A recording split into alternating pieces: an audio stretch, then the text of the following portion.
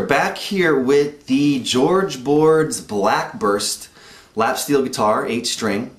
And last season we had done an article on how it was put up on legs, and that enables it to be played as a lap steel as it was intended, but also as a console. And that's where these mounts come in. And I just wanted to show the configuration of the mounts and some of the things we had to look out for when we did this to this guitar.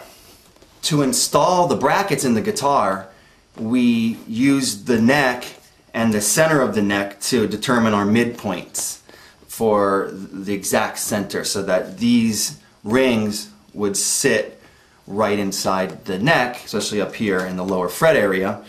And then what that did is that determined where all the other ones were going to be placed. The outer ones were turned off center so that the legs splay out and you have a bigger stance. If you don't do that, the stand will be too wobbly. So by moving this one here, we moved it out about 10 or 15 degrees counterclockwise, and that shot that leg out in that direction. And then over here we turn this one 10 or 15 degrees off the center alignment outward, so clockwise, and that shot the leg out that way. And then on the middle one, that one just center, dead center, but pointing in the opposite direction. So you get a real tripod effect with this setup. So these two go out in the same direction, and the middle one goes in the opposite direction.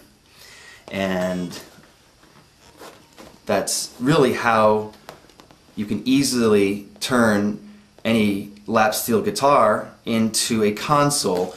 And most of these bodies are solid wood, like the George Boards is solid wood all the way through. So when we did our drilling for these, it was very easy. You just had to make sure you were hitting the center line, and then it would come out really good.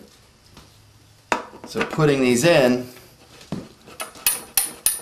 is really very easy to do. And as you can see, it just goes right in like that, and you got a nice firm support here because of the 4 screws that go into the body.